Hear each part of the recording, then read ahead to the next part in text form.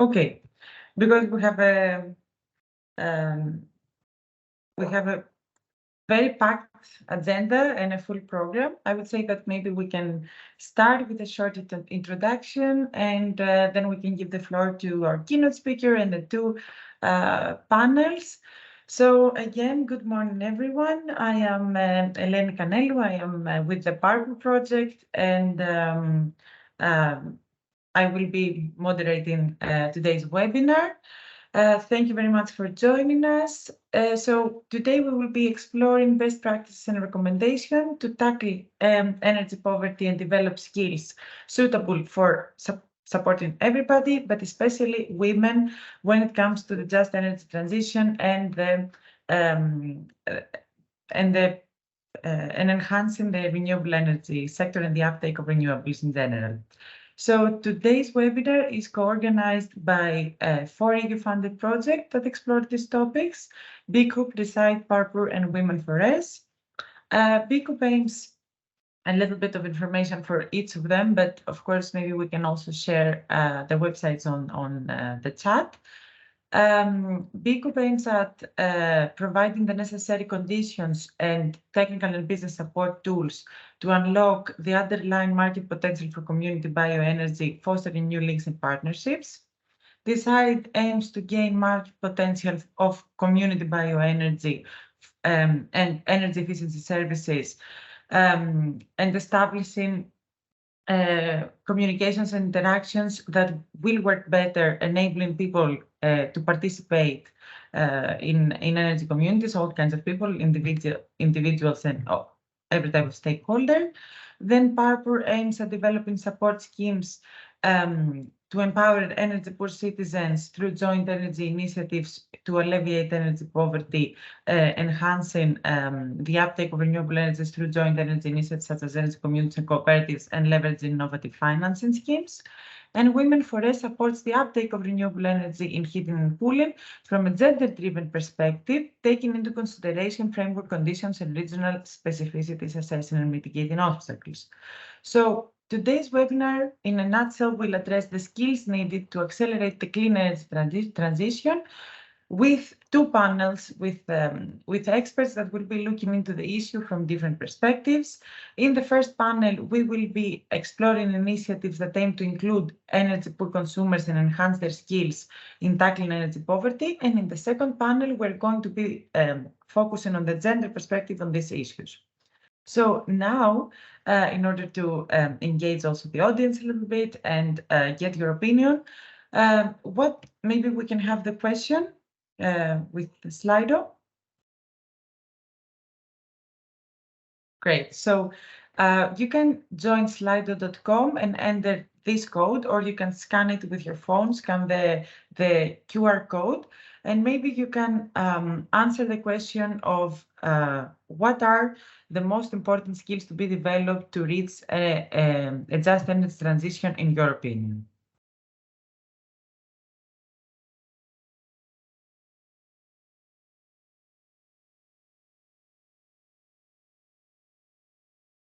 So let's see.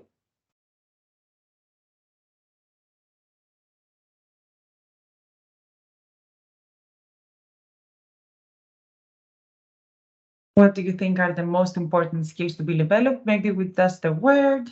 Exactly. So I can see that the first responses are, of course, knowledge and raising awareness, which is one, of course, of the key elements in reaching a just energy transition. Also cooperation, of course, when it comes also to involving stakeholders from different groups. Inclusiveness, which is, again, something we are going to be discussing today with the gender perspective. Of course, we cannot speak of a just energy transition without inclusiveness. And I can see that awareness and knowledge have the lion's share when it comes to your answers, which of course makes sense. And of course, local opportunities, as I can see here, and I'm interpreting this as, of course, focusing on a local level to achieve a just energy transition with engaging local people, the local stakeholders. Again, education, we have proper planning. Of course, it is super important to include into and local energy planning and general energy planning several actions. Engage in a network. Another one I can see that is important is the technological skills. Of course, there are still people that are lagging behind when it comes to technological skills. There are tools, but maybe we're missing the skills. So thank you for this. I think that every one of the answers, of course, is correct. And I can say one more that is super important, the energy efficiency skills. Of course, we're talking about energy efficiency first. So of course, it makes sense that we are educating people on how to save energy, because the best energy is the one that we did not spend. And I think community building again, of course. And I can see another one that is about language barriers, I guess. So every skill that we are going to try and customize it to the local conditions, and of course put it in the national languages, which also makes sense. So I'm guessing, because time is not with our side now, maybe we can thank you all for your answers. Again, everyone is to the point. And now maybe I can give the floor to our keynote speaker, which is Veronique Marks, who is a team leader for Just Energy Transition and Energy Poverty in DG Energy Unit of Consumers Local Initiatives Just Transition, and will share with us how the Commission supports initiatives that aim at accelerating the Just Energy Transition, empowering people, and enhancing gender equality. So the floor to you. Thank you, Eleni. Thank you so much, and hello to everyone. Eleni, are you just logistical question? Shall I upload my own presentation, or if you want to? Yes, I think it's. Sorry, before I start, just give me 1 second. Share.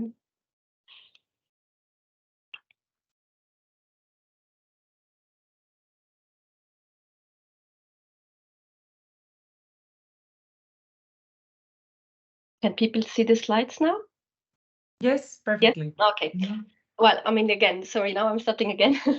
Thank you, everybody. It's a pleasure to be here with you today. I'll just give you a very brief introduction of the EU legal framework that we have on energy poverty, and also explain a little bit some of the local funding opportunities that we currently have. So since the introduction of the energy poverty in the Electricity Directive already in 2009, so already some time ago, the concept of energy poverty and the approach at EU level has really broadened and widened a lot, to really now establishing energy poverty into the narrative of a just and inclusive energy transition. So while initially the approach was very much more focused on member states being able to regulate prices and therefore to ensure affordability of those with low income or those most vulnerable in the population, the latest development, especially those included through the recent legislative acts introduced through the Fit for 55 package, take on a much more comprehensive approach to tackle really the root causes of energy poverty by allowing for the prioritization of access to energy efficiency and renovated houses to energy poor. So in 2019, the Clean Energy for All Europeans package made changes to Electricity Directive and introduced that member states are required to take the measures to address energy poverty, wherever such energy poverty is identified. It also still allows for the regulated prices for energy poor to ensure that people can afford, or those most at risk can afford their energy. And this was complemented by a regulation which, again, asks member states to identify in a coherent way the measures and policies to tackle energy poverty in their national energy and climate plans, which are plans for 10 years. But as I mentioned before, so this framework really has been strengthened recently, taking on a much more wider approach, and to really include also the solidarity principle that we see in the European Green Deal in the legislation. An important part of this new legislation is the Energy Efficiency Directive, which now includes for the first time a new wide definition of energy poverty and allows for better protection and empowerment, of course, of vulnerable consumers. The wide definition, the EU-wide definition is really important, in our opinion, in order to really ensure that there's a clear understanding from policymakers on what it means energy poverty, and to really reflect this multidimensional character of energy poverty in legislation. It should really set the basis to give a wider approach to the issue. Sorry, I'm just checking at my notes. Then we also have other pieces of legislation that have already been adopted, especially the Social Climate Fund that you're probably all aware of, which also aims to address the social impact that can arise from the proposed emissions trading system for the road transport and building system, and also here to really target households and micro enterprises that are vulnerable by the increase or by the expected increase of the prices. Then we have some other legal acts that are still being discussed and have not been adopted yet. This is the Energy Performance of Buildings Directive, which cross-references many of the measures already included in the Electricity Directive, and also here prioritizes energy poor to gain access to housing renovation. We have ongoing ongoing processes for the gas package, and a recent proposal put forward by the Commission on the electricity market design, where the most relevant proposal in this context is a ban on disconnection of all vulnerable households. And as I don't have much time, I just wanted to also touch a little bit of time to funding opportunities for local initiatives.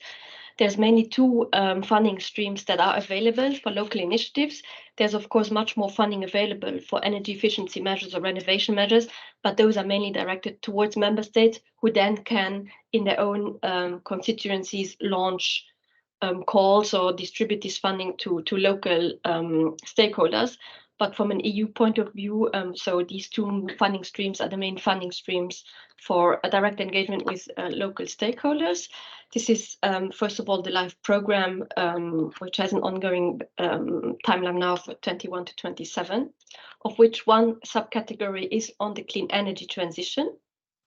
So for this year, 13 topics are being funded for around 100 million euro funding. There's an ongoing call on energy poverty.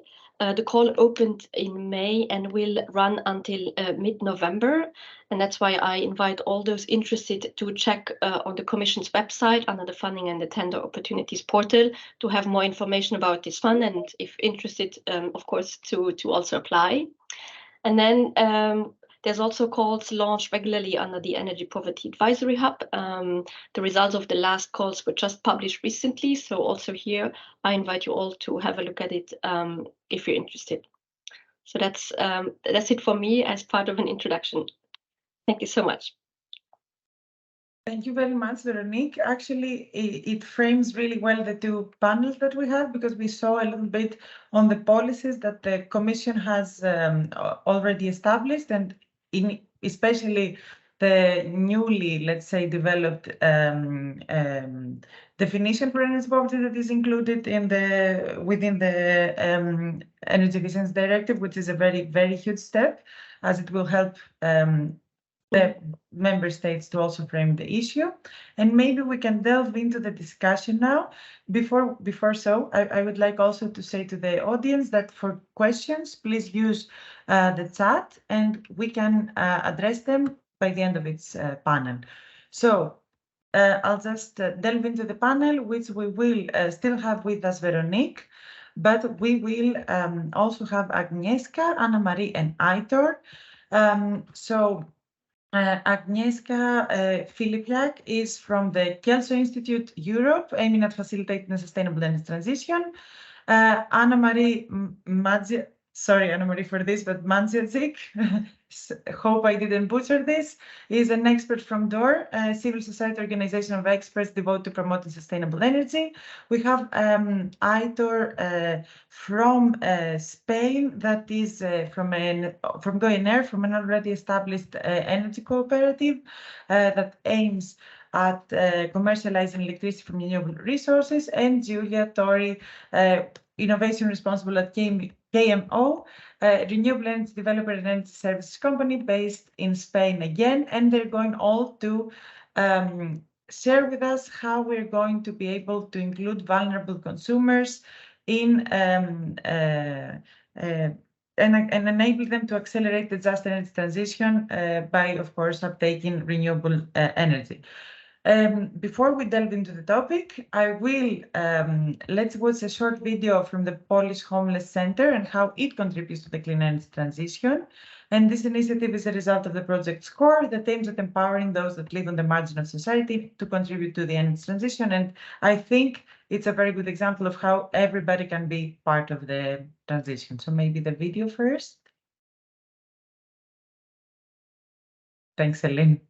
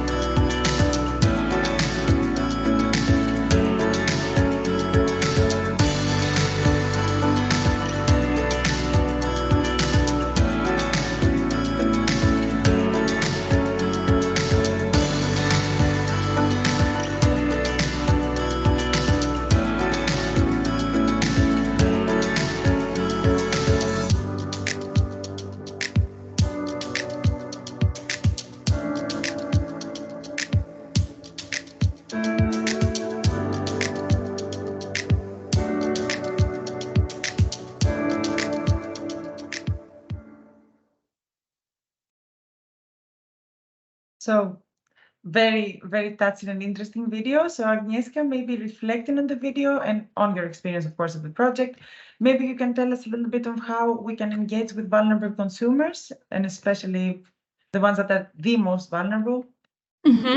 Sure. Just for your information, so currently more than 50 million consumers, among them low-income households and single women, struggle to pay energy bills in Europe. They are victims of energy poverty caused by a high energy costs and low household income. So typically, so far, the renewable energy sources investor consist of homogeneous groups, so male, 50 years old, highly qualified and wealthy. And it's turning vulnerable consumers into prosumers even possible. So we try to argue that, yes, in our project, with the right financial models, introduce to disadvantaged part of the society, and like the financial leverage, consumer stock ownership plans, so for short CSOP, enable the participation of social group affected by energy poverty. The example that you have seen is so-called assisted CSOP, and it's a business model established in Poland during our SCORE project, and it practically allowed the homeless living in the shelter to become co-owners of renewable energy source and also in the effect prosumers. How this model works, it's typically aimed at the citizens with a low income, so without savings for the investments, and the CSOP model allows them to repay for the purchasing of shared loans with the future investments, so the income. This is possible thanks to the establishment of the trustee the trustee is authorized to take out the loan in the name, actually on behalf of the citizens, to purchase the shares of renewable installations, such as in this example was a PV installation. And the shares are distributed among the CSOP members. The loan is taken out by the trustees, then repaid from the members' revenue, resulting as an energy saving, like from the energy savings, and also resulting from the sale of energy produced as a prosumers. And after the debt is written off, the income goes directly, it's distributed among the members of CSOP, so energy community, basically. In this case of the assisted CSOP, it was that the renewable installation was financed by the donation, so IKEA donated the panels. The purchase of the shares by the homeless was facilitated also by the payments from the donors. The rooftop building is still a property of a city council that allowed the space for the PV installation for free. And the trustee entity was formed by the shelter of the administration.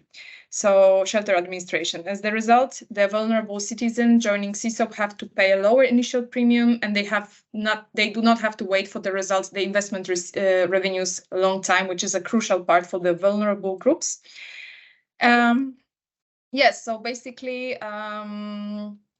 how to actually engage with such vulnerable group is the main idea, that we need to recognize that those groups normally do not have the knowledge, they're not equipped with the tools or resources that would allow them to change their economic situation. So the more privileged part of the society, aware of those existing mechanisms, like for example the CSOP model as presented to you now, and the role is to advocate for that and to reach out to those people. So simplifying the process, it can be done through contacting the head of the office of the shelter, or for example, also the single mother housing, which is also a thing in Europe. So, and introduce these solutions like CSOP. And exactly this is what happened in Słupsk.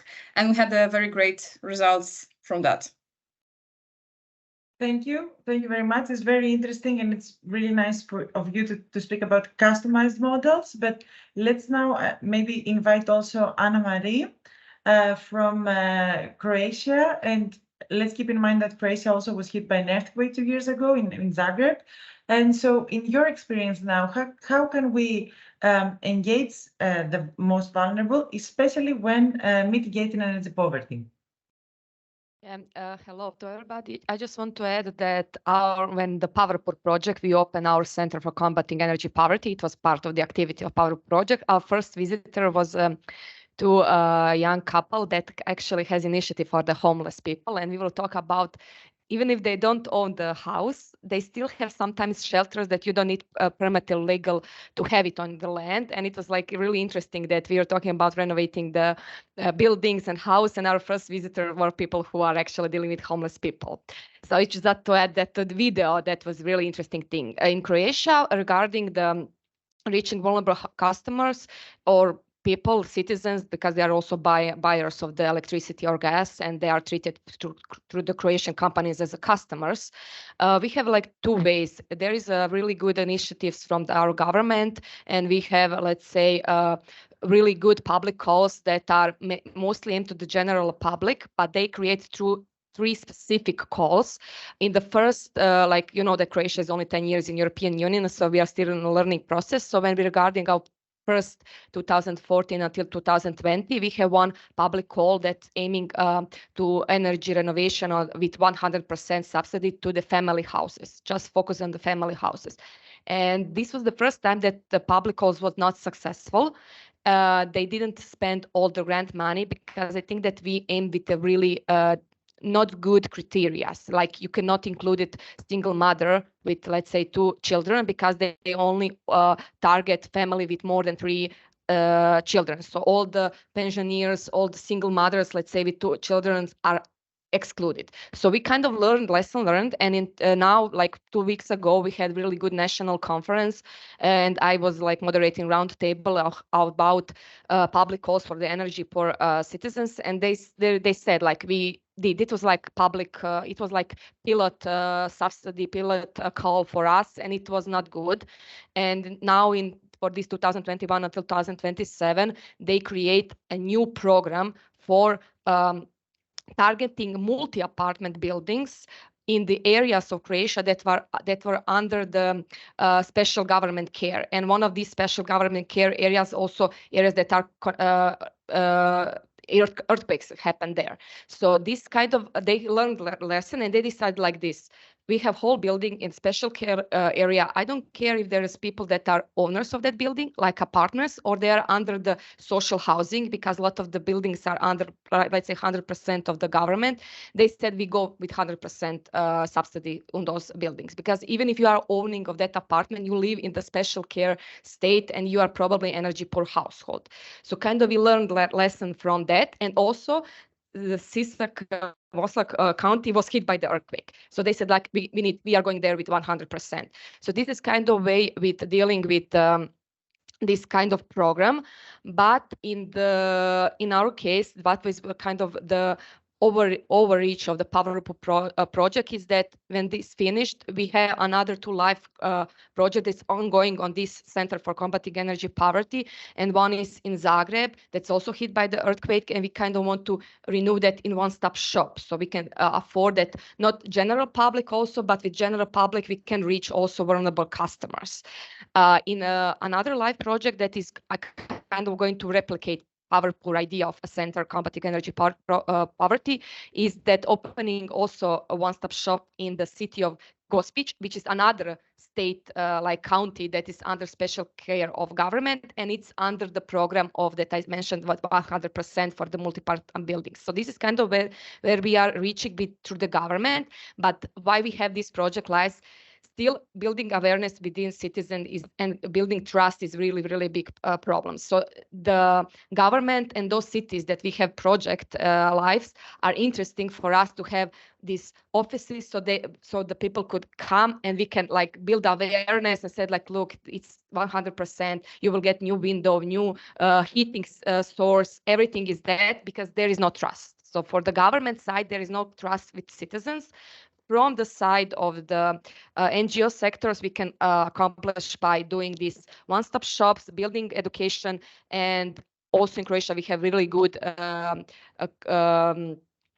connection with the Red Cross, because they are doing the field trip, they are visiting older people, and by mapping some in POWERPOOR and in PowerMed project, we have done through the initiatives with them to map the citizens and create maybe special policy for the local government. So this is kind of 2 ways that reaching the vulnerable customers in vulnerable citizens in Croatia, through the government subsidies, and then maybe we can help with education, and also through the maybe initiatives with other organizations that are more working on the field. So thank you so much, like, Anna-Marie. You touched upon a lot of issues that we are also going to hear from in a bit. The better targeting that is needed, the trust that we need to build. But of course, before I go to Julia and she can tell us a little bit about working with municipalities, I will go to Aitor and ask a little bit on, since you are working with a cooperative in Spain, from the cooperative's point of view, how easy it is to include vulnerable consumers in joint energy initiatives and in such initiatives that need them to take a lead in an active role? Are there barriers there, and how are you overcoming them? Are you including them actually now? Are you enhancing their skills? So, Hi everyone. Yeah, well, that's a very big question, and maybe very difficult to also summarize all these points in very few minutes, but I will try to summarize some of them.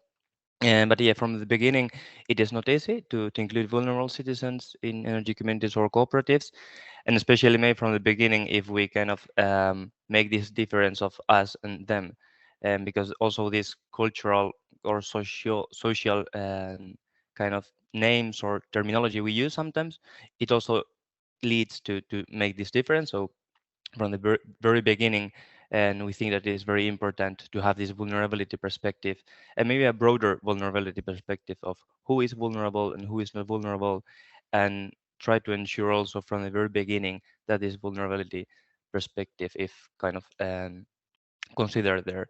And then we also have to take into account that each of us has own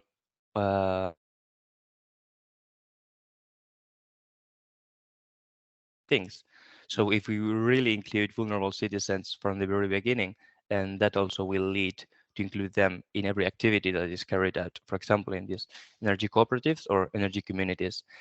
And for example, we Goiner as a cooperative, so we are supporting local energy communities that often are then established as energy cooperatives, and we highlight the importance of the process itself of creating this community of this cooperative, because if it's just a kind of technological cooperative that is established just very quickly to put some example, and it is then more difficult and afterwards to include them. So we really kind of are repeating ourselves very much into the local municipalities and public administration that resources has to be put in these processes of creating these energy communities, because they are much more than just an energy community, because through these processes you are kind of creating this community, you're creating this trust, you are including different persons. But for example, and it is a very usual problem, if there are only male adult people participating in this process, then of course they will think from their own frameworks and they will kind of do projects that are most interesting for them, and usually the practical SPV panels. And then kind of this leads to the less participation of different collectives that might be interesting in working on there, but then they see that they are only doing technological aspects, and for most of the citizens the technology is not so maybe accessible in this way. So we try to very much highlight this aspect. And so yeah, the barriers are very much, and many of them has been already mentioned, and to include vulnerable citizens, for example, the lack of knowledge. And lack of knowledge is in terms of energy, but also in terms of the importance of the community itself and the collective initiatives. For example, and inside the POWERPOOR project and in a town called Hernani, there is an energy community which is leading or coordinating the energy office, and they highlight the importance of being related to the energy community with the energy office, and also empowering the citizens about the energy community and telling them that this is not only about the energy bill, this is about that we are creating this community with local people. There is trust among others, there is they are building these relations, and these relations among the people is very important, especially if we want to create this kind of long and lasting and resilient energy communities. And then at some point will come some project or some working on so, but first is this creation of the community itself. And for example, from this office they say that many times people doesn't trust these collective initiatives because maybe they culturally they don't know that much about these collective initiatives, and they are kind of locked in this individuality, then which is often also energy poverty is seen as an individual problem, but it's a structural and it is a collective problem. So we have to address it also collectively.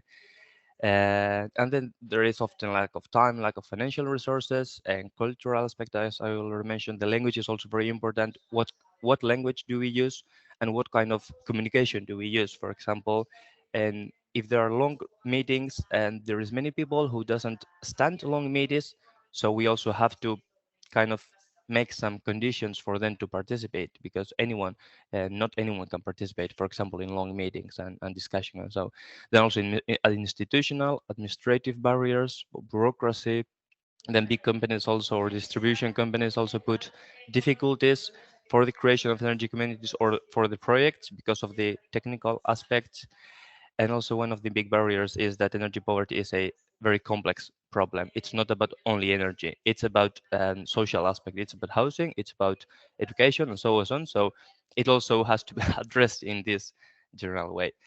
Thank you, Aitor. I'm just gonna cut you there. Thank you very much, because you touched upon so many things about how to target them, how easy it is to include them, what are the resources in a local level, how are we ensuring inclusiveness, how are making accessible the technology available, how are we disseminating knowledge.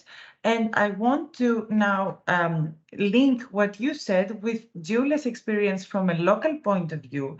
And maybe you can tell us a little bit, Julia, whether there are specific actions in the local energy planning, because you're working with municipalities. Are there actions or willingness or I don't know, the framework to initially alleviate energy poverty and enhance joint energy initiatives and collective initiatives as Aitor explained them, and maybe tell us a little bit of your experience on this front. Yes, thank you. Yeah, actually, I see very many common points with was already said. We actually work with many municipalities in a region of Spain, and in general, we work with very small municipalities at the village level or with small neighborhoods. So we try to let's say, in general, the municipalities, the scheme as built is that the municipality is the leader of the collective energy action. So they invest in, for example, a power plant for collective self-consumption, and all the citizens are able to join this scheme. So basically, if there are many, they will be able to self-consume the electricity produced, but in exchange they have to pay a small fee to the municipality that is really low. So they will actually have a big saving on their bill. For what concerns vulnerability, we try to include vulnerable consumers by making sure they don't have to pay this tax, for example, so they can self-consume the electricity for free, and making sure they are the first one that can join the scheme. So, for example, in many cases, we are many requests for participation, so maybe we have to do like several steps of the project, and they are the first ones that can join the scheme. So we make sure they are in at the first round, let's say. So in general, since we are working with very small villages, and it's a territory where there is a very big cohesion between citizens, especially at the local level, we see that this topic of trust and trusting the municipality that promotes this and feel part of a group and not just doing this for money, we see that it's quite strong. So we actually see that in many cases it's the citizens that propose to the municipality to go for a collective action, for example. So in this case, we see that they actually feel part of this. But of course, there are many issues. For example, many elder people that are not very conscious about energy topics, or also about how to use, for example, the monitoring platform that we have, or that don't have an email, so they don't know how to communicate. So there are many issues that we are actually tackling, and this is especially noticeable for people with vulnerability. That, as people said, is not only about energy poverty, but it's also about, for example, like many different social groups that are included. That in many cases is not easy. We try to reach them because of this very local level. So it's easier to reach citizens when the community is small, and in many cases like mountain communities. So it's not a big city where it's more dispersed, but people know each other and communication it's easier. Also in the village, like in person, for example. So and Sorry, but yet again, we have here the issue of trust, even in such small communities, and the issue of communicating and how you're reaching out and what language you're using, and again, knowledge and making people aware that it's not only saving some maybe money on your bill, but it's also about energy efficiency and everything. And I hope, Julia, you don't have a super important point you want to share with us more, because now wrapping up from our keynote speaker and Veronique.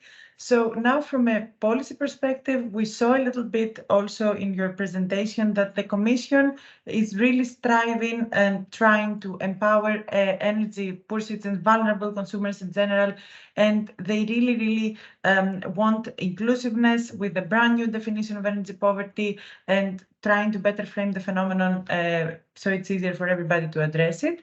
And I wanted to ask you, now that we've heard from the local aspects of everything, would you say that from a policy-making perspective, especially in the member states, is there still a long way to go when it comes to making vulnerable consumers part of the solution? And how can we, and of course from also our side working on the field, but also from the Commission side, help the national and local authorities strive from inclusiveness, especially when trying to address energy poverty and energy-related issues? Yes, thank you, Eleni. Yeah, so as I mentioned before, the EU legal framework has been strengthened and is still being strengthened because, of course, not all the legislative proposals have been adopted. But apart from that, of course, implementation now is the key.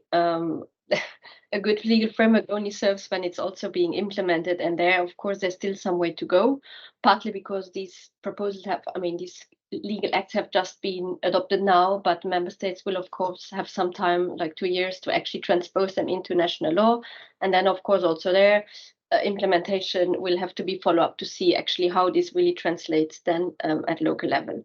But of course, also for this implementation to take place, a good collaboration and really a joint approach between all the different levels of governance is very, very important, from the local, regional, national, and even to EU level. Regarding the skills, I also here think that skills really are needed at all the levels for policymakers to really better understand what actually energy poverty is and to understand this complexity, which is very difficult to understand the complexity of it, but also local level skills for the local authorities, but also for the people that are actually impacted by energy poverty, because they also need to use the skills. And I think it was also mentioned by Julia, skills to use electronic monitoring platforms and so on. There's also many skills needed for these people to really be able to participate actively in all the consumer-related tools that are available and to become active stakeholders in their own transition, in their own energy transition. Thank you very much. I think it's wrapping up really nicely what you said, what has been said also from the other participants in this panel, that we need to make policymakers in all levels understand the issue, the complexity of it, of course, gain the trust of the people, enhance the skills and the awareness of the people so that, again, they understand better the problem. This will help also with the trust issue and make everybody an active stakeholder. And this way we can accelerate the transition and also make everybody part of the solution. So I also checked the chat. There are no questions for this panel. I want to thank you all very, very much for your contributions. It was super interesting, and of course invite you to stay so that we can see for the second panel of how women can be agents of change to drive the clean energy transition. So since there are no questions and we're already a bit late, maybe we can delve into the second panel and see.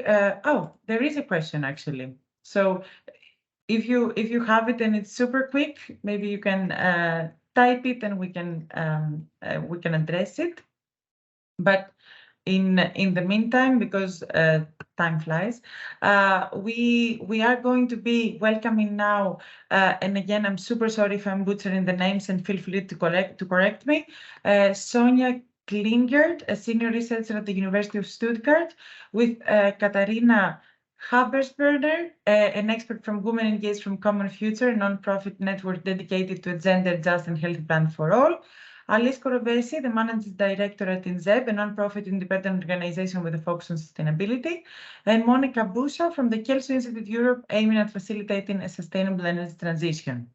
So before we start with everything, let's just give the floor to Katharina, who is going to share with us a short presentation highlighting the specific successful cases from implementing Women4RES. Within the project Women4RES on how women can be agents of change to drive a clean energy transition. Hello, everybody, and thank you, Leni, for the introduction, and thanks for having me here. And I'm very proud to present here some insights and ideas from our Women for Renewable Energy project. Can you see my screen? Yes, yes. Leni, how much time do I have? Let's say that if you do it in 4 minutes, you will be a star. Okay, so I'm super quick here at my timer. Okay, energy community and gender. So I think what's very important is that we have seen that energy communities in the last 20 years have been shown very different business models and also now covering energy poverty. That's one of the important messages. The second important message is, of course, we know it that energy communities, they are a social business. So it's not only economic and environmental, it's also social. So here we can rely on solidarity. It's energy democracy, it's citizen empowerment, it's also ownership, for example. And here what we have also seen is, for example, behavioral change, because people are involved, they are members, etc. So it's very important also to have an inclusive, to have an intersectional approach. And that's for also very examples that gender just energy communities can be catalysts for social and economic inclusion and political empowerment, because they include also perspectives and the needs and the interests of women, of diverse genders. I'm talking here about women because we have our project of Women for Renewable Energy, but overall we have an intersectional approach, of course. So it's to have the recognition of women's different roles, to have the recognition of women as agents of change, and anyhow to reduce the barriers. And that's very important because we have different barriers. So we have structural, financial, and personal barriers, and that's always very important to see what barriers we are talking about, and then we can also face it. That's a good news because we have many tools to face the barriers here, for example.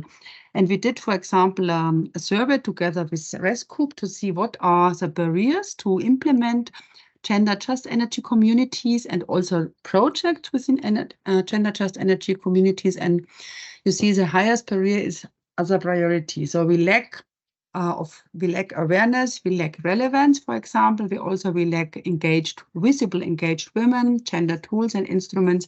So we have to do a lot of communication work and awareness work. And here we stepped in with Women for Renewable Energy project, and we used tools. And that's, again, the good news, because there are many tools which can be applied in the energy sector overall for energy communities. So it's, for example, the gender analysis, so to be aware who is active, what is the share, to analyze the materials, the plans.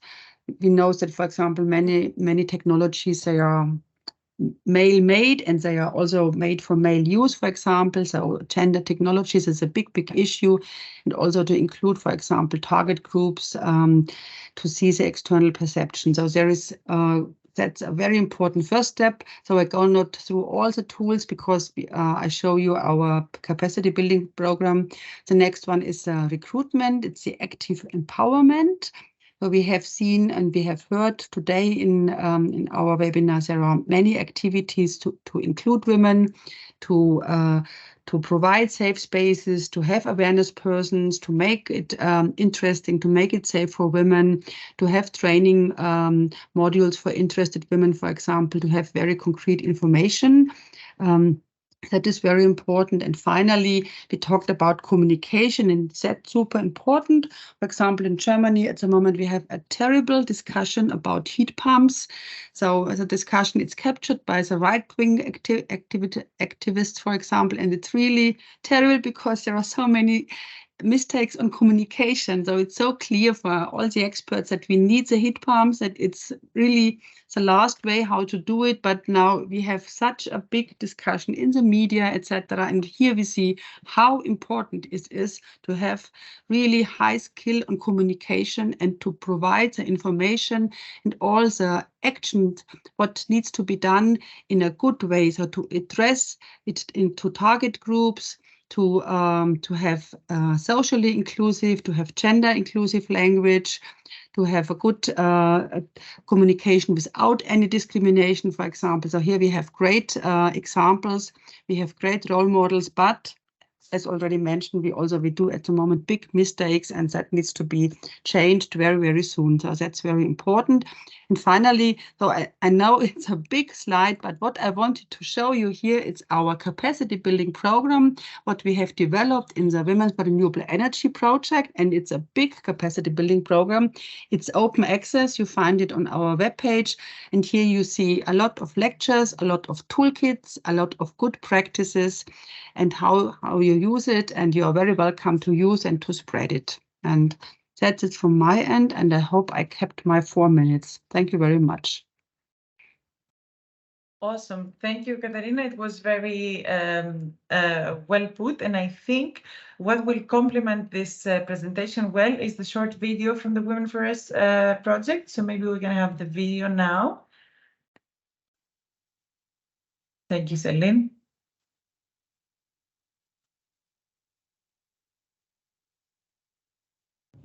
Hi everyone, my name is Eugenia Theodoretou. I've studied architect engineer in the Technical University of Darmstadt, where I also received my PhD. And during my PhD, I was trying to follow my dream and find ways to make our urban environments more feasible and find ways to upgrade the building stocks, the aged building stocks in our cities, and create better living conditions, and also improve their carbon footprint and their energy efficiency. Since 2009, I'm also running an office here as a single entity in Greece regarding energy efficiency and sustainability.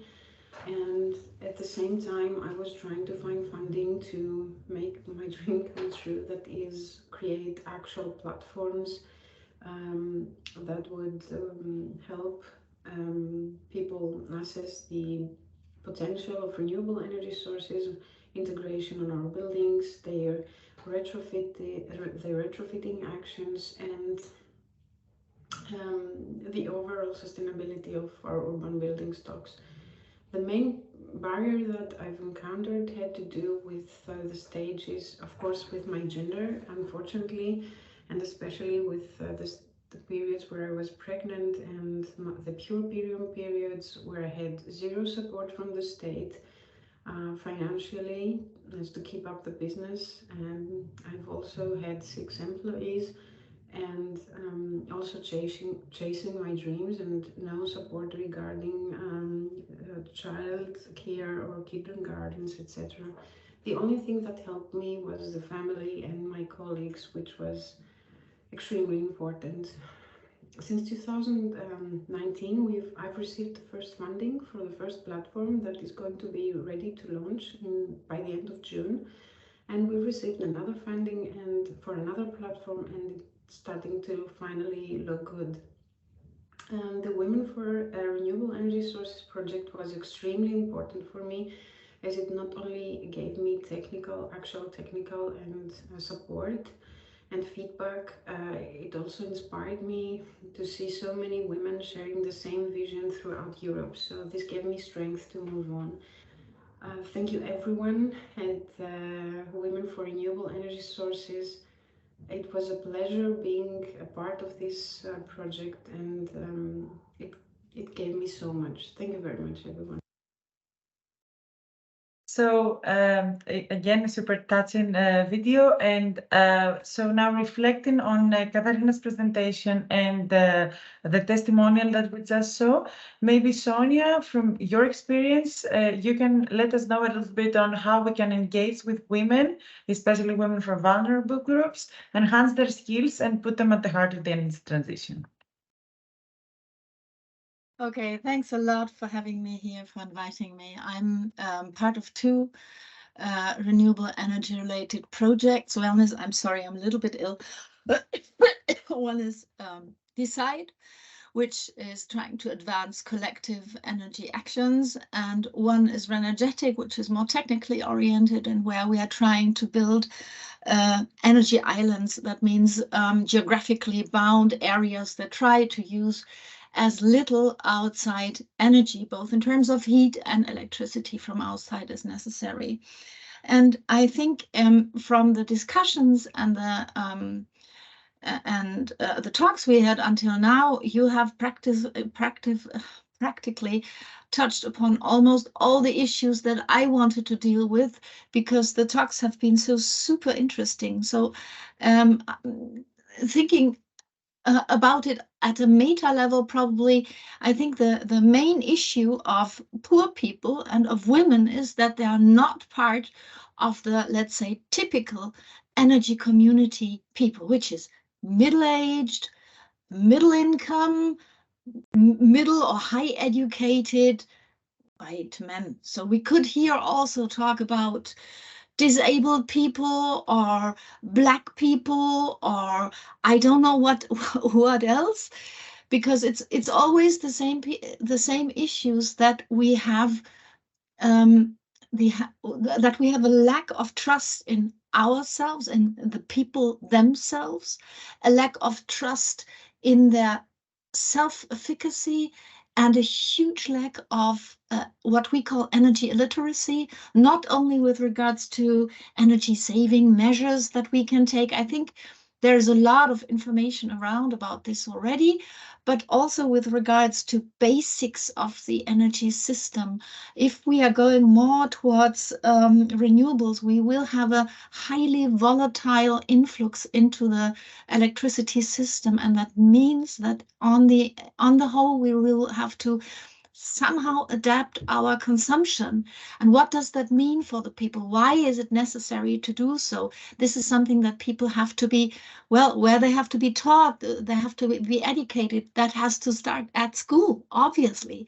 But of course, what Katharina told us a moment ago, this is fabulous. This is fantastic. This is exactly what we need, capacity building, you know, getting people to know what the issues are and what their options are. I think also the access to energy communities, the access to any kind of energy programs, this is something that is only known to people that are searching for it, and not for people that have to be approached first. And I think here again we come to the issue of communication for trust, that really has to build on the one hand on role models and evangelists, which already has been mentioned, but also sorry.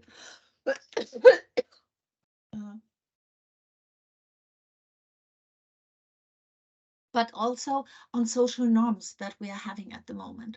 So we still, even though it's ridiculous today, we still, all of us basically think that all that technical stuff is male stuff. We don't know a lot about household decision processes. This is something that has to be researched. But looking around, very often it's men who take the decisions to go into an energy community. So we need to build the trust also that women can do their share, that they can contribute their share.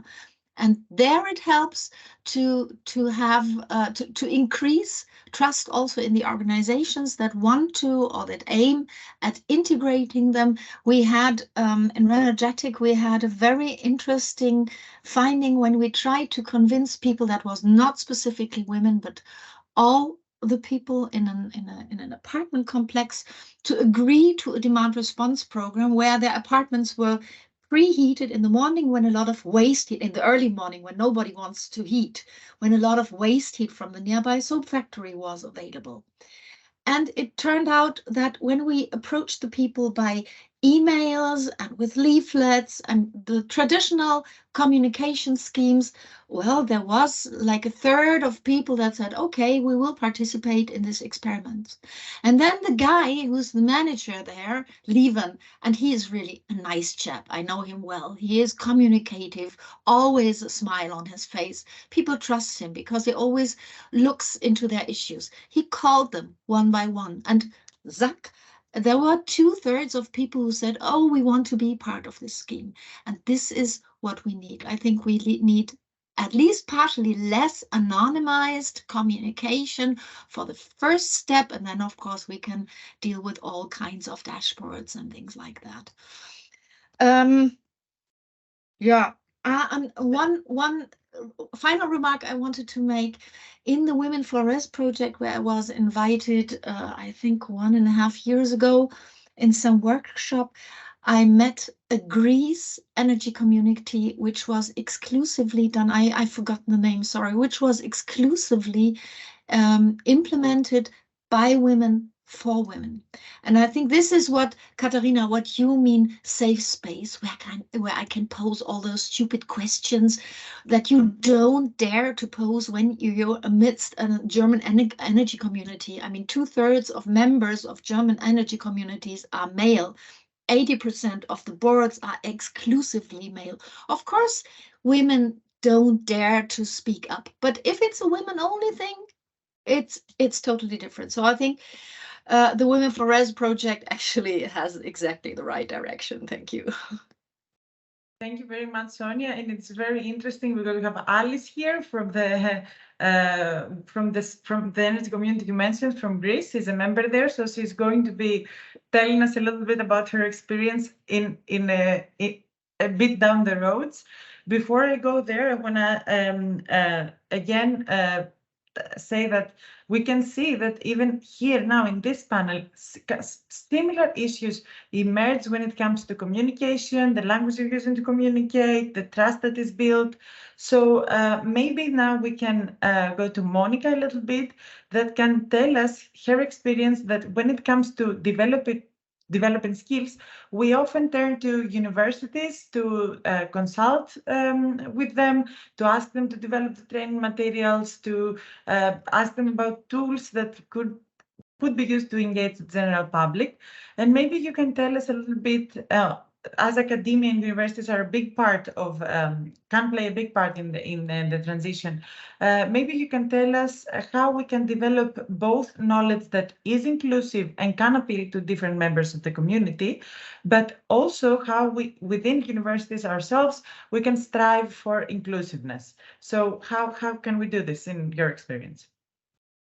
Yeah, Eleni, thank you, first of all, for having me here. And you are right, universities do play a big part in the energy transition and in transmitting the knowledge and establishing awareness. And I would like to talk about Polito University actually as a good example, which was part of the Horizon Europe SCORE project that my colleague Agnieszka presented before. And we had many partners, companies and research institutes, but also universities. And one of them was Polito, who had 2 amazing women in the project. So it was Patrizia Lombardi, the only professor that was female professor from Polito that was in SCORE, and her right hand, Sarah. But before I tell their story, I would raise more awareness that we have in research, because there actually is a huge gender gap in research per se.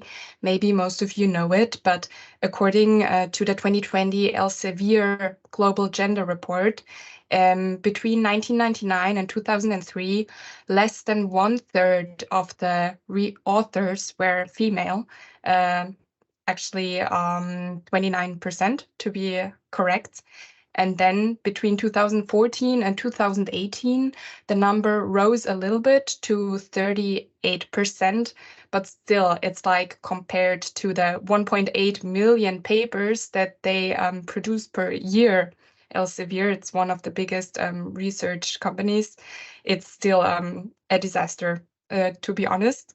So there still has to be a lot to be done.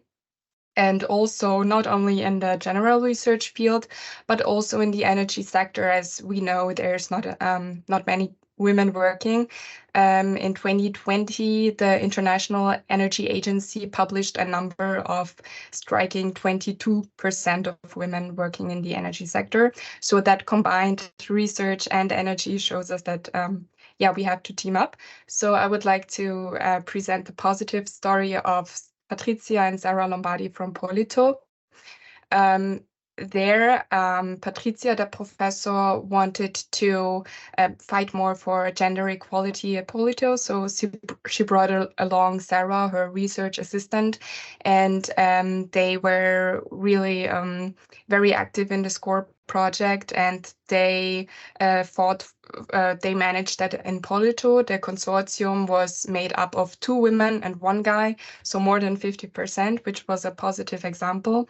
But it is not only the people like Patricia that are important to manage this equality, but it was also the institution, Polito itself, that enabled the environment to do this, because they have, for example, mentorship programs, they have family-friendly working conditions, they have bi-monthly discussion meetings for women to talk about the existing gender problems. So yeah, it's not only the people, but also the environment that is necessary. And also, as a third point, for example, these meetings that we have today to raise the awareness, to share the knowledge, to show the positive examples, as we all just did, and to empower women to, yeah, become active. Thanks.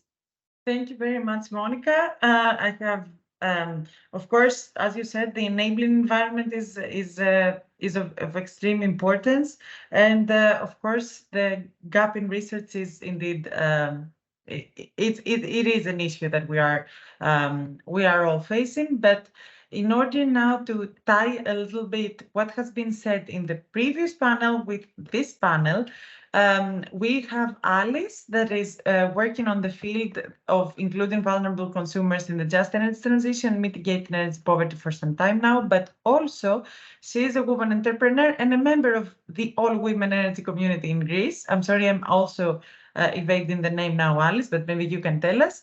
And in your experience, how can energy poverty mitigation and in general, the just energy transition can benefit from inclusivity and from women playing a central role? Yeah, thank you, Eleni, and thank everyone for this great discussion so far.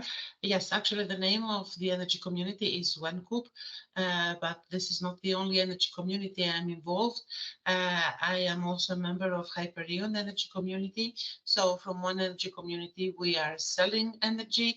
From the other energy community, we are producing for self-consumption. So what I'm, let's say, teaching or forcing the others to understand sometimes, yeah, and it is the right word, forcing the others to understand what is happening for energy transition, for mitigating energy poverty, to be engaged in energy community is something that I'm doing in my everyday life, because it's always good to have own experiences.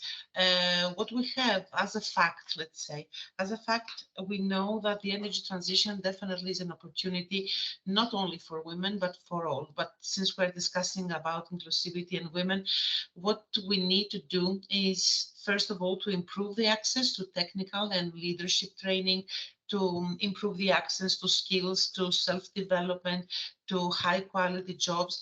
And also, what is needed for this part is the cross-sector collaboration, if we want to achieve this, with education, with information, communication technologies.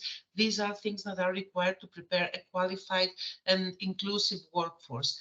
On the other hand, we don't only need to discuss about women that they are willing to work in the energy transition jobs, let's say, because as we all know, we are going to need a huge amount of workforce. 14 million new jobs are there out waiting for women and men for the clean energy growth by 2030. This is a global number. On the other hand, we need somehow to find a way to engage and mobilize people, women, vulnerable consumers, in the activities that they are not willing to work in these jobs. And this is something, this is, let's say, a challenge, a critical challenge, because it's not for me what I have monitored so many years that I'm working on energy poverty projects since 2016. So I say that I have almost 7.5, 8 years of experience in this field, is that we are missing information. And even though all of my friends know what I'm doing, believe me that there are friends that they do not understand what energy communities are. Actually, I have forced 3 more friends to be engaged in the Hyperion energy community, so they are preparing their documents to be engaged and to produce their own energy. So it's the lack of information. It's the lack of information for the well-educated, because they are so busy with what they are doing. It's the lack of information with the other people that they are considered vulnerable and they have other priorities, how to fill one plate of food in their houses or how to manage to pay the energy bill. So it's a collective process. Everybody needs to join forces, municipalities, civil society organizations, activists, whoever is engaged in activities like the ones that we are discussing now, in order to transfer the information, to translate the technical words and to translate the technical terminology to something that is more simple in order to be understandable. But first of all, what is needed is to make people understand what energy is, because so far people just know that, okay, there is energy, it is produced somehow, we need to pay one utility. On the other hand, they are not aware of the process, and they are not aware of the alternatives that there are out there. So discussing in a very, very local context, it cannot be a national context or a regional context. We need local, a very deep local context to organize things in order to educate them, to transfer the knowledge, and make them aware of their possibilities. Definitely being engaged in an energy community and being a prosumer, this needs money. So how you are going to mobilize people that they cannot afford even the basics sometimes to be part of an energy community when they have to pay their shares. So this is the role also of the social services, to identify those vulnerable people, to find a way and probably engage them by providing, I don't know, some subsidies or to provide other support in order to have them engaged. This is the goal. The goal is carbon neutrality. And if we want to have carbon neutrality by 2050, definitely what is said and what is promoted by the services at EU level, by the national governments and everything, that no one should be left behind. In order no one should be left behind, all the others need to find a solution in order to do so. Thank you very much, Alice. It was a really nice, actually, wrap up and tie in on how to achieve inclusiveness while engaging vulnerable consumers in the just energy transition. So from this panel, thank you again very much for being here. And maybe now we can go ahead and answer a few questions maybe from the audience. In case you have any questions, please put them in the chat. And maybe we can just go a bit back, but of course everything is relevant, on how we are addressing the trust issue when it comes to the previous panel mainly, and especially the question is from the experience of Croatia and Spain. So Anna Maria, Aitor, and Julia, and maybe I would just quickly give the floor to any of you willing to answer and tell us how you can address the trust issue with just a minute. Yeah, I can do that. What we have done with the trust issue is that we have mentioned that we have good initiative with Red Cross, because they are having these kind of programs that are reaching the let's say social citizens that have more social problem, not only energy for citizens, but what they don't know is about energy. So we kind of do the energy supporters and mentors training through the POWERPOOR project, so they got the knowledge about energy performance of the buildings, how they can do the questionnaire, maybe do some tips and tricks how they can manage and help those households. And this is the way that we are reaching. So they have other programs. They are every day visiting them, and then doing the education about energy, building skills for them is how we are reaching the energy for households. This is the best way for us in Croatia, and we have done it. It's knowledge that will enhance trust. Yes, because they are doing most household visit, help them clean the house, do the and sometimes paying the bills. And this is the great way to build their skills to do about energy and maybe do the household and kind of simple energy audit for us. Yeah, thanks, Anna Marie. Maybe Julia, do you have a different, like, of course, we heard education can enhance trust. Do you have a different experience?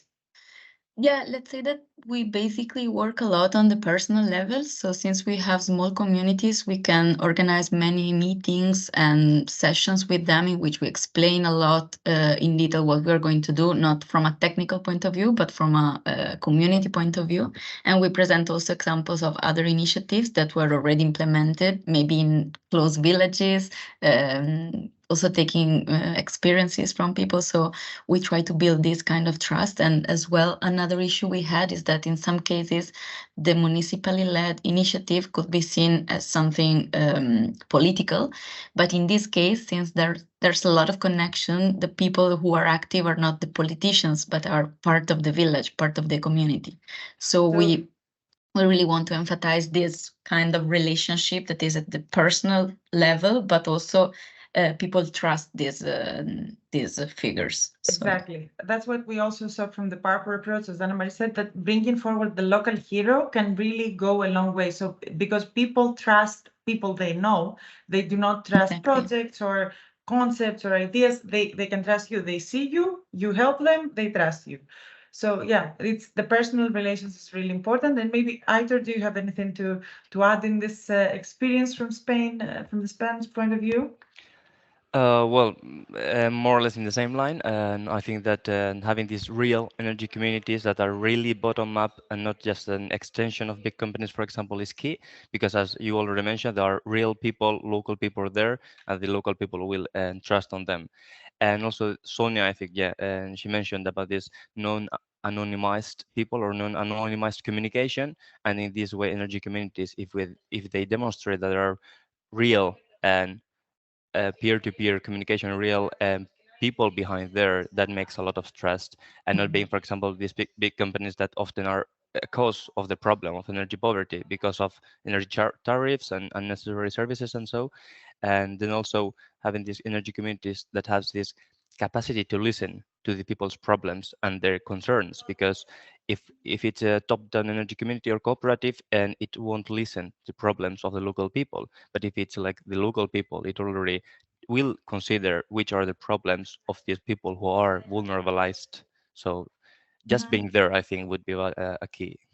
Yeah, thanks, Aitor. It really ties well with what Sonia, Julia, sorry, and Anna Marie said. And now just moving a little bit to the inclusivity part, so the second panel. So Chris was writing this in response to Sonia's presentations, but perhaps, of course, any other can reply.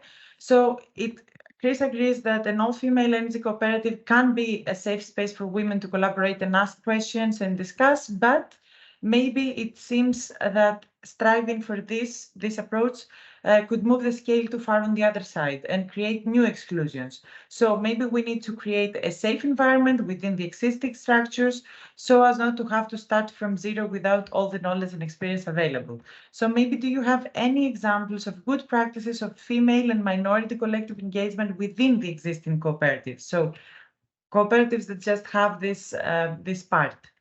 Alice, yes, you were first, so you go first. Yeah, just to reply to Chris, yes, actually Chris is very right to what he just posted, and I totally agree with that. Just to say that the energy community that is developed only by by women. It's actually an initiative of the Association of Female Entrepreneurs. So we wanted to give them one more option on how to proceed and how to do things on energy issues. That's why the energy community has been developed under the scheme of the Association of Female Entrepreneurs. It was not an action of bringing women, just women from all over the Greece, and to make the energy community. But in any case, yes, definitely, if we want to discuss about inclusivity, everybody needs to be there. And definitely there are good examples that women are getting mobilized more and more, not because they're women, because they are thinking bodies, let's say, and they understand that they need to find solutions in their everyday lives, and they have voice. But just to count on that, in some cases, women are the ones that they are taking all of the weight of the everyday life in the households. So sometimes it's not easy for them to add one more part in the equation to find also a solution for that. That's why we see more men in energy communities and more men taking the lead in the board of directors of the energy communities. And this is my personal opinion. I have not discussed this issue with other people, but I believe that I'm very close to the truth and to the actual what is happening in a family, and who is taking to lead to some part of activities and who is taking the lead to some other part of activities. Katarina, maybe now can go, please. Yeah, I think it's a very important question, and Alice already answered a lot. I just wanted to say at the moment we need everything, and we are not at point zero. We are in a male-dominated world, and we try to change it, and we want to change it not only to have a better situation for women, but for the whole society. I think that's maybe one point, and I guess it's great to have such pilots and role models, etc. And of course, we need safe spaces in all systems what we have, and I think that's great because here we see advancement. We see that we have, for example, awareness person. So we introduced this concept in German energy communities. It's very easy. It's just the way how you facilitate a session or a meeting, that you are aware of discriminations, that you are aware that everybody speaks up, not only the man, what is statistically proved, for example. I think that's it. And what we definitely need, what we see today, we need male allies. That's so important. So we need really, so we have to make it very clear that it's not a women's issue, it's an issue of the whole society. And so I think it's male cooperatives are one very important tool because it's for visibility, it's empowerment, it's engagement, etc. But of course, we need more. And just to add what Alice said also beforehand, it's a question of communication, that because many people do not know what energy communities are doing. We need also the political will. And here I compare Austria and Germany. And in Austria, we introduced energy sharing, and we see a high and great and dynamic development. In Germany, we are still fighting for it. We are still marginalized. I think that's very important. And my last point, because Chris was asking for an example. So we did with a German energy cooperative, like a recruiting program for supervisory board members. So a community with 9 male and 1 female advisory board members, and we recruited 25 women. We informed them about the duties and rights of advisory board members. We trained them with 5 modules, and then now and of the 25, now 12 have been interested to become an advisory board member. It shows a very easy recruitment strategy, for example, to provide information, to provide a safe space, etc. And now it's really successful, and now they have more female than male advisory board members. Very easy exercise and tool, and I think we have many of them, but it's still a niche, so it's not mainstream. Yep. Thanks, Katarina, for bringing forward the issue of male allies, and of course I think it answers also Chris' question. Julia, maybe a final remark, because it's another one question to go. Yeah, just a small thing. I just wanted to take an example from our experience. In many cases, when we have some presentation sessions, for example, we see a lot of participation from women. So there's a lot of interest from women. But then when it's the moment to sign to the community, we have the male names, let's say, because of a bureaucratic thing, because the bill is entitled to the male. So in couples, women are the ones who take the initiative to go to see, to inform themselves. But then we have the name of the husband because the name on the bill is that one. So this is another issue that we found, and I think it's interesting to notice it. Yeah. That is true, and it ties well with what the previous speaker said. And then maybe one last reflection, that in the public debate there is a belief that energy communities can solve energy poverty. I wouldn't say solve, but maybe just a move on the right step to uptaking renewable energies. But when you look at the real projects and national regulations, the story is different. Could this be a problem of communication? Energy communities can be built, but vulnerable people need to be involved. This process is not automatic, and perhaps this is another relevant issue. Since this is more of a reflection and not a question for the panelists, maybe I can go for this. I think you're correct when it says that it could be a problem of communication, and it ties well with what everybody else has said, especially in the first panel, of trust and how you reach out to people, because vulnerable consumers and everybody, they do not want to hear from other people or official representatives of municipalities that you're poor or energy poor, let us help you. People want to be engaged in a manner that is nice, let's say. So of course, I would say that it is a problem of communication. Maybe Alice, just 30 seconds of a reflection on this. 30 seconds. The EU solar strategy actually advances municipalities to develop energy communities. Municipalities with more than 10,000 citizens should be prioritized to develop an energy community. Those municipalities can prioritize from their side vulnerable consumers, to identify them, to diagnose first energy poverty, and to diagnose who the vulnerables are. There are social services, and those vulnerable citizens can be part of the energy community developed by a municipality. So there are solutions. This is just one of the solutions, but definitely there are more based on the national context. Again, not only national, the local, super local context that everybody needs to identify and find out the solutions before finding the solutions, having first found the needs. Thank you, Alice, indeed. So this really helps me wrap up everything. I'm sorry everything was so rushed, but we had a really packed agenda, very interesting people and very interesting things to say and share. I hope that you liked it and enjoyed it. Some key takeaways is that we need to enhance trust, raise awareness, enhance the knowledge of all the stakeholders. I have 3 pages of notes. I'm picking stuff up now. Ensure inclusiveness, make sure that we target, that the targeting is correct, that we find the vulnerable people, that we engage with them, that we enhance their skills, and of course, bringing forward local heroes, because communication is key. Peer-to-peer communication is key, and of course, follow up with the Commission's efforts that they are really trying to make Europe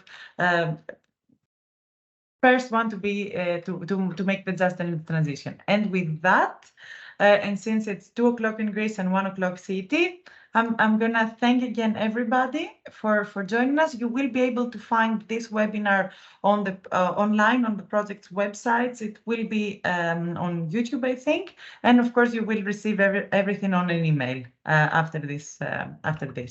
So thank you again, and also thank you for the kind words, and of course our panelists.